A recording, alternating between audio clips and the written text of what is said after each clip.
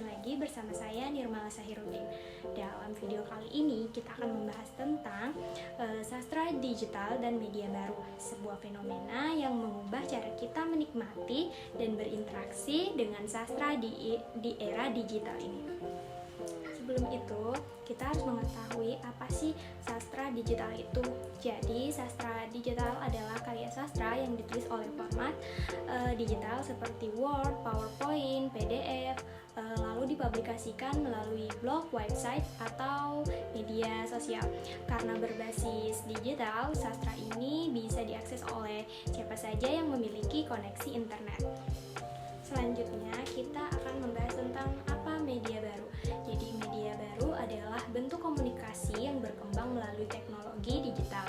Menurut Cleo, media baru ini mengacu pada sistem komunikasi berbasis komputer dan telekomunikasi yang terhubung dalam jaringan.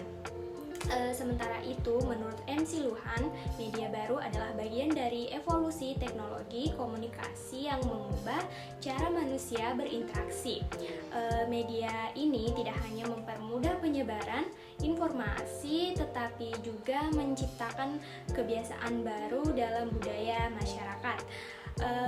Seperti membaca dan berinteraksi dengan karya sastra secara lebih dinamis. Nah, selanjutnya kita akan membahas tentang karakteristik sastra digital dan media baru. Sastra digital memiliki beberapa karakteristik yang utama, yaitu yang pertama ada format beragam, bisa berupa teks, gambar, audio, atau video. Kemudian yang kedua ada multimedia, memungkinkan penggabungan teks dengan suara serta animasi.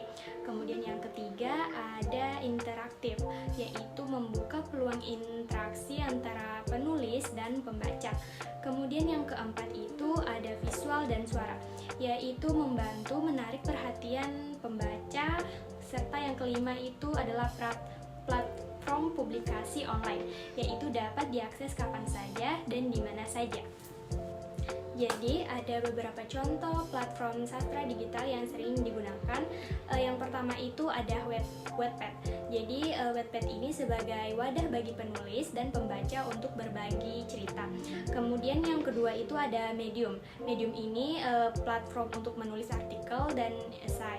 Kemudian ada Webtoon, yaitu menyajikan sastra dalam bentuk komik digital. Kemudian ada podcast dan audiobook, yaitu sebagai alternatif bagi mereka yang lebih suka mendengar cerita daripada membaca.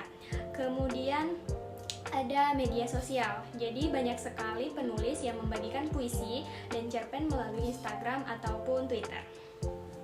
Nah, selanjutnya kita akan masuk pada perkembangan sastra digital di Indonesia. Jadi di Indonesia perkembangan sastra digital dimulai sejak akhir tahun 1990-an dan awal 2000-an ketika internet masuk ke Indonesia. Sejak saat itu banyak penulis mulai memanfaatkan internet untuk menerbitkan karyanya secara mandiri ya.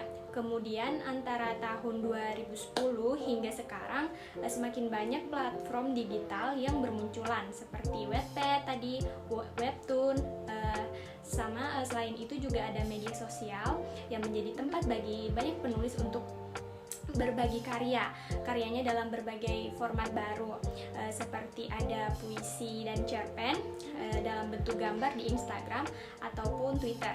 Kemudian ada juga podcast sastra dan audiobook yang bisa didengarkan kapan saja. Kemudian yang terakhir itu biasanya ada novel interaktif yang memungkinkan pembaca memilih jalan cerita. Jadi sastra digital ini memiliki manfaat, jadi kita juga harus memahami manfaatnya. Yang pertama itu adalah mudah diakses, jadi bisa dibaca kapan saja selama ada akses internet ya. Kemudian yang kedua itu meningkatkan interaksi antara penulis dan pembaca. Kemudian yang ketiga, mendukung penulis baru untuk berkarya dan dikenal luas. Kemudian yang keempat itu ada menawarkan berbagai format bacaan yang lebih menarik.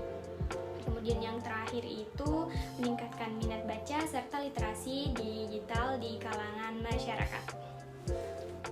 Nah, sebagai kesimpulan pada video kali ini, jadi sastra digital telah membawa perubahan besar dalam dunia sastra. Dengan hadirnya teknologi, siapapun bisa menulis, membaca, dan berbagi karya dengan lebih mudah tanpa terbatas oleh ruang dan waktu. Selain itu, sastra digital juga membuka peluang bagi penulis baru untuk menunjukkan karyanya dan membangun komunitas pembaca yang lebih luas. Dengan semakin berkembangnya platform digital, bentuk sastra juga menjadi lebih kreatif, interaktif, dan mudah diakses oleh semua orang. Baik, terima kasih telah menonton video ini sampai selesai. Semoga penjelasan ini bermanfaat dan bisa menambah pemahaman teman-teman sekalian tentang sastra digital dan media baru. Sampai jumpa di video berikutnya.